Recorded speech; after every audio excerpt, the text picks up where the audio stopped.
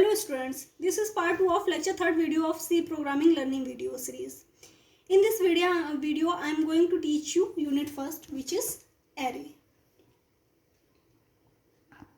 In part 1 of this lecture 3rd, I have been already discussed all these topics. What is an array, its definition, example and its coding on Turbo C++. Why do we need an array with an example? If you have not watched part 1 of this lecture video yet, so my suggestion is that you first watch the video of part 1 so that you will get a better understanding of all these topics.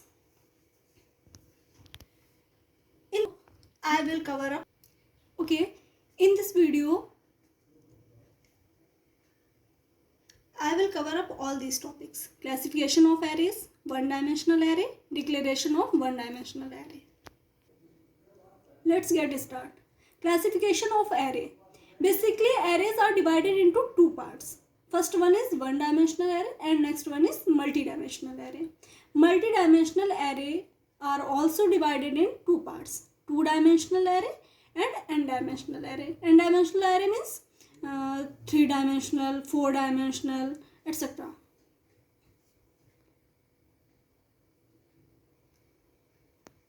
Now we are going to discuss about one-dimensional array. So, what is a one-dimensional array? We know very well an array can be of any type. For example, int type, float, character, etc. The number of subscript or index. In previous video of this lecture, we already discussed about the subscript or index. So the number of subscript or index determines the dimension of the array. An array of one dimension is known as one-dimensional array or 1D array, while an array of two dimensions is known as two-dimensional array or 2D array.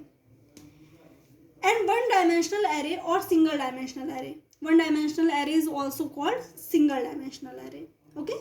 And one-dimensional array or single-dimensional array is a type of linear array. Accessing its elements involves a single subscript which can either represent a row or column index. Only row or column index. Example of one-dimensional array is this. Int age 22. This is a declaration of one-dimensional array. Here, array can store 22 elements of type integer. Integer type की 22 elements को age नाम के array में store कर सकते हैं. Particular definition of one-dimensional array is a one-dimensional array is one in which only one subscript specification is needed to specify a particular element of the array. Now we are going to discuss about declaration of one-dimensional array. One-dimensional array can be declared as this: data type, array name, expression.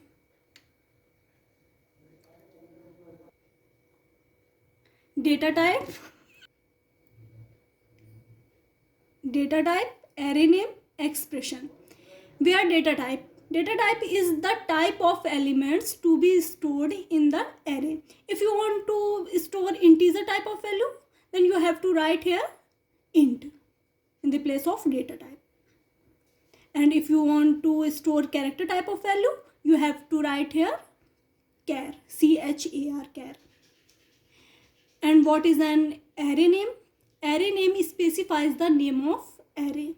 For example, if you want to store age of students, then you have to here write age.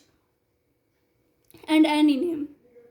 Expression specifies the number of values to be stored in the array. For example, 10, 100, etc.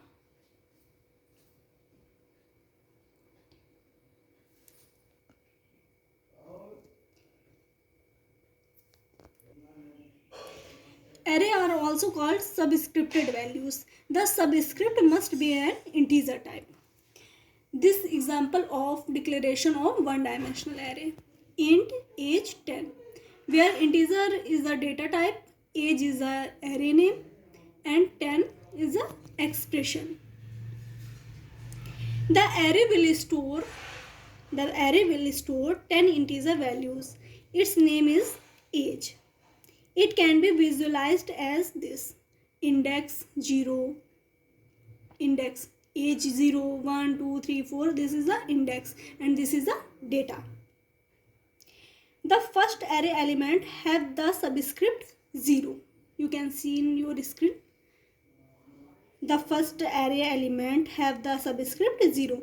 To access a particular element in the array, we give the statement like this: array name and subscript.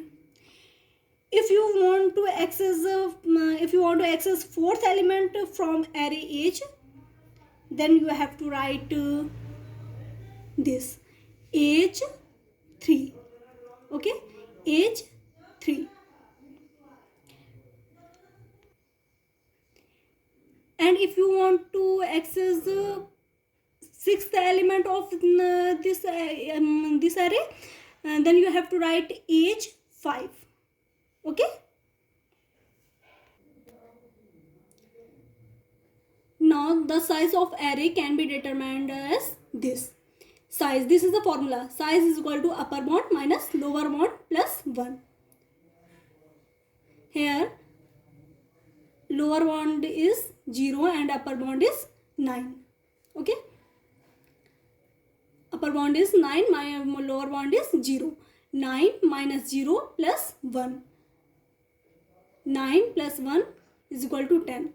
So size of this array is 10. Okay. And if you want to find out size in bytes, then this is the formula. Size in bytes is equal to size of array into size of base type. For example, float A10.